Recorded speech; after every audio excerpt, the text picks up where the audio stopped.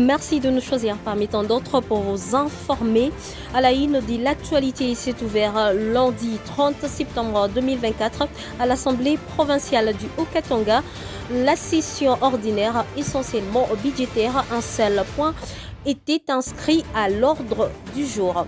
Autre titre, l'ancien Premier ministre Matata Ponyo a, dans une correspondance adressée à la Première ministre Judith Suminwa, demandé de régulariser un montant de 1,9 million de dollars américains relatif à des études réalisées par son cabinet.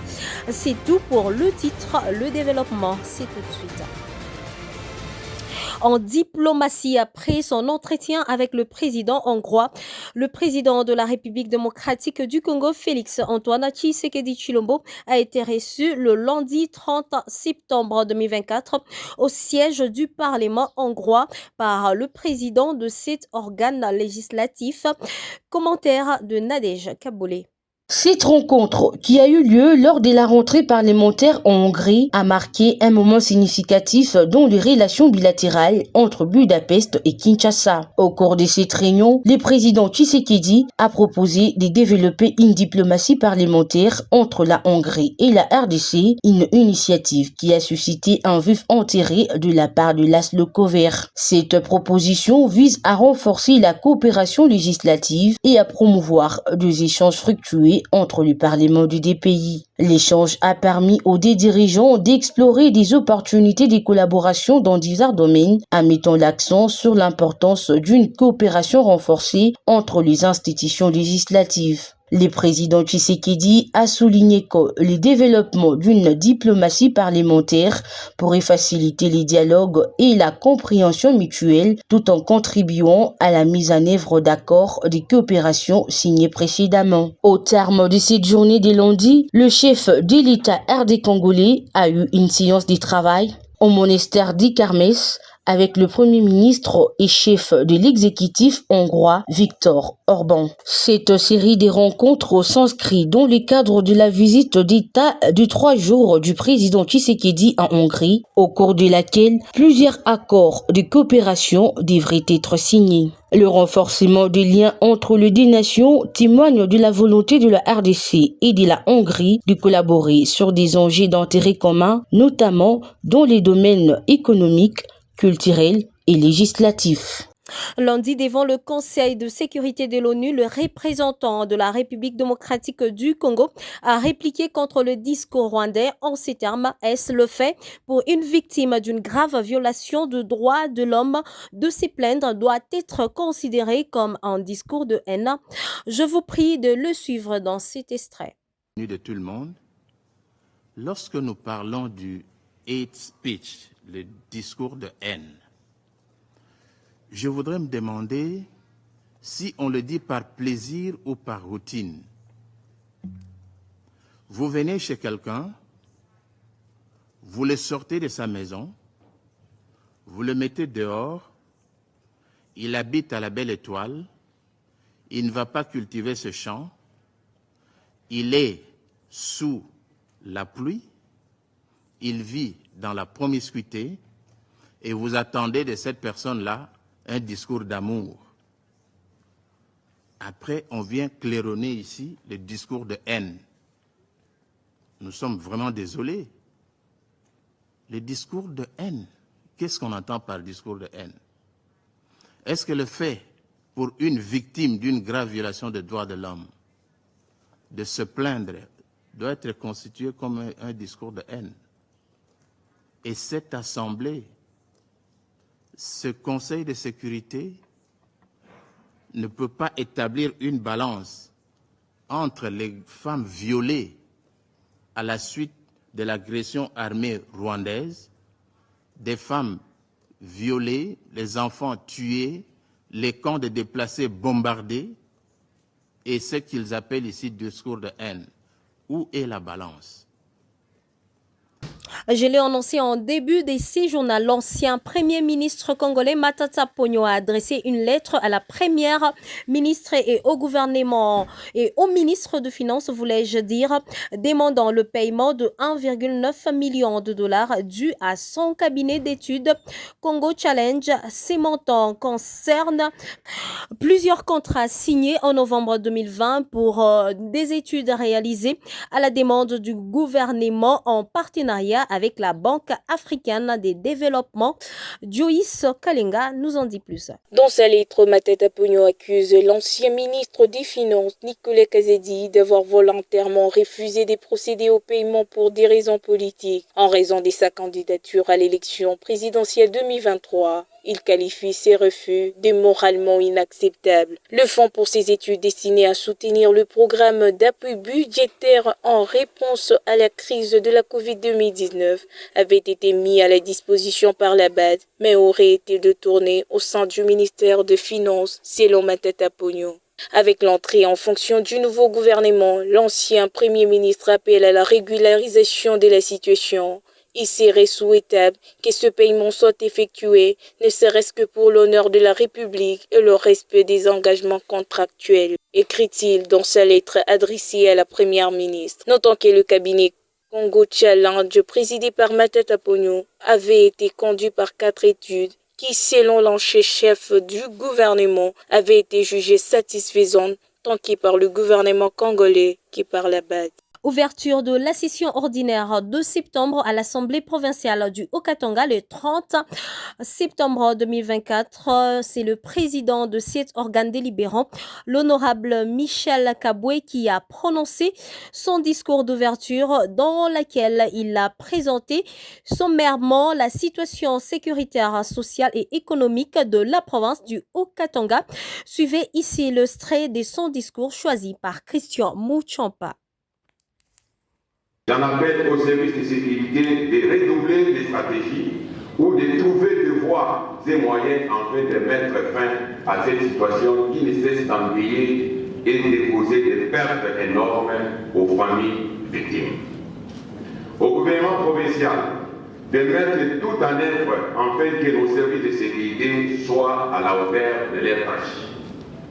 Aux responsables des services de sécurité de retirer leurs éléments dans les sites miniers afin de combler leurs effectifs pour répondre convenablement au travail que la République attend. Sur le plan social, la situation sociale demeure précaire sur l'étendue de la province du Haut-Katanga en général. Les pouvoirs d'achat restent faibles et ceci occasionne la montée en flèche de l'insécurité dans la zone urbaine. Vous avez été réélu brillamment parmi les rares gouverneurs sur l'ensemble de la République.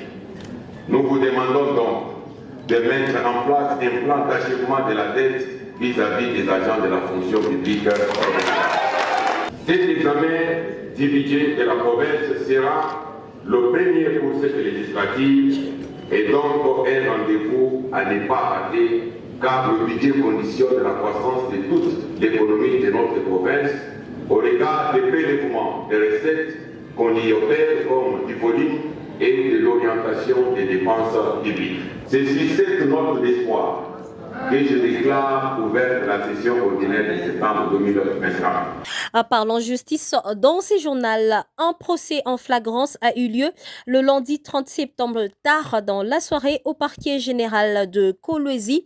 Cette 6e mode de la saisine du tribunal a opposé le ministère public contre le dit prévenu arrêté à la cité Manika, témoin de l'événement. Roy Kaumba Kayonde Philippe, ministre provincial de l'Intérieur et Sécurité. Suivez. Il était 20h02 sous la petite pluie de ce lundi 30 septembre quand le ministre provincial de l'Intérieur et Sécurité Roy Kaumba Kayonde Philippe faisait son entrée dans la salle d'audience au parquet général de Kolwezi. Les patrons de la sécurité au Lolaba venaient ainsi assister au procès en flagrance des dits prévenus arrêtés à la cité Manika. Séance tenante, la juge présidente des chambres Feza Mouirou Manissa a de prime abord procédé à l'appel nominal de prévenus et à l'identification de ces derniers. Puis est venu le moment tant entendu, celui d'instruction du dossier. Constatant le manque d'avocats conseil du côté des prévenus, la juge présidente a placé ces inciviques sous l'ordonnance de mise en détention préventive et a renvoyé le procès à ce 1er octobre à 9h précises. Au sortir de cette audience, le ministre provincial de l'Intérieur et Sécurité, Roy Kombama Philippe, prévient les délinquants et promet d'être sur leur chemin. Baf délinquants banapita sana muvili ya Kolwezi. Surtout ba jeune jaba munaona hapa kazi yabo ni kupika ba mama, kupika ba jeune fille, kuvioler, kuextorquer, kufanya mambo mubaya sana muvili ya Kolwezi. Hii ni example ya kwanza tu kunaleta juu ya kusema justice itakuwa derrière ba malfrats bote juu ya kudekurager ile impunité ilianza kurenye. Cette fois-ci mi mwenye mitakuwa kumbele juu ya kukombana na hii bajanguzi beko naharibisha societe yetu, beko naharibisha province ya Lualaba na ville ya Kolwezi. Aba ba jeune beko hapa, que ça soit ni ba jeune kama ya parti politique, kama ni ba jeune délinquant, beko na kombana na police, beko nafia kuchoma masusiat, beko nafanya mambo mubaya kazalika. Leta ikwako juu ya kushimamisha stopper ile mambo ya mbaya. C'est pourquoi mwenyeona Bushiku Michilale dû à il faut que paix dans la ville de Kolwezi. Rappelons que ces 10 prévenus méditent leur sort entre les 4 murs de la prison centrale de Dilala. Les activités socio-économiques et scolaires ont été paralysées dans l'avant-midi de lundi 30 septembre 2024 dans la cité des Kassangoulou au Congo central. À la base, de nombreux élèves de quelques écoles publiques étaient dans la rue pour exiger la reprise effective du cours pour exprimer leur colère suite au mouvement des grèves décrété par les enseignants. Ces manifestants ont brûlé de pneus dans différentes artères, perturbant ainsi la circulation. Rappelons que les enseignants du secteur public sont en grève depuis bientôt un mois. Ils exigent au gouvernement de la République démocratique du Congo l'amélioration de leurs conditions de vie. Après cette virgule sonore, nous allons parler sport.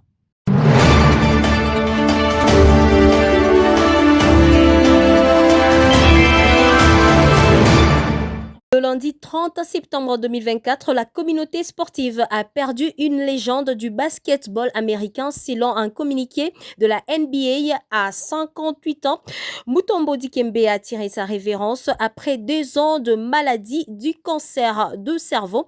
Cléophas Banza nous fait le point. C'est plus qu'un décès, plus qu'une disparition dans l'univers du sport. À seulement 58 ans, Mutombo Dikembe a quitté le monde des vivants des suites d'une tumeur au cerveau qu'il a souffert pendant près de 2 ans. 4 fois désigné meilleur défenseur de l'année de la NBA, Mutombo a été sélectionné à 8 reprises au All-Star Game. Il a également été nommé 6 fois dans la meilleure équipe défensive et 3 fois dans la meilleure équipe NBA. Cette disparition a fait couler la salive des amoureux du sport et du basketball en particulier, qui les qualifient des précoces et des dévastateurs. Plusieurs analystes sportifs ont réagi sur cette nouvelle bouleversante où la légende de la NBA laisse derrière lui une histoire bien écrite. En fait, la disparition de Mutombo Dikembe est une pertinence pour le monde du basket et pour tous ceux qui ont suivi sa carrière. En tant que journaliste sportif, il est difficile de ne pas ressentir un profond chagrin face à la perte d'un athlète qui a non seulement marqué son sport par son talent exceptionnel, mais aussi par son engagement humanitaire. Mutombo Dikembe, avec ses 2,18 mètres, était une véritable légende sur le terrain, reconnu pour sa défense redoutable et sa personnalité charismatique. Son impact allait bien au-delà des statistiques. Il a inspiré des générations des jeunes basketteurs, et tant aux États-Unis qu'en République démocratique du Congo, si je peux le dire. Et concernant son choix de ne pas jouer pour la sélection nationale congolaise, je pense qu'il est vrai que cela a pu être perçu comme une déception par de nombreux fans congolais. Beaucoup auraient aimé les voir représenter son pays sur les scènes internationales, mais il est important de considérer les circonstances qui l'ont amené à faire ses choix. Mutombo a par ailleurs été 3 fois meilleur contreur de la ligue et a terminé 2 fois meilleur rebondeur. Ses performances exceptionnelles lui ont valu d'être intronisé au Basketball Hall of Fame en 2015. Au-delà de ses exploits sur le parquet, Dikembe Mutombo s'est également illustré par son engagement humanitaire. Il a notamment financé la construction d'un hôpital dans sa ville natale de Kinshasa, témoignant de son attachement profond à son pays d'origine. Même si le titre NBA lui a toujours échappé, il a connu 2 finales, en 2001 avec Philadelphie, une défaite contre les Los Angeles Lakers, et en 2003 avec New Jersey, une défaite contre le San Antonio Spurs. Il a intégré le Hall of Fame de la NBA en 2015, 7 ans avant l'annonce de son cancer en octobre 2022. Vous informer est notre devoir. Ainsi prend fin ce journal qui a été réalisé par l'ensemble de la rédaction sous l'appui technique de Steve Micha. Quant à moi, je vous retrouve demain avec la même énergie.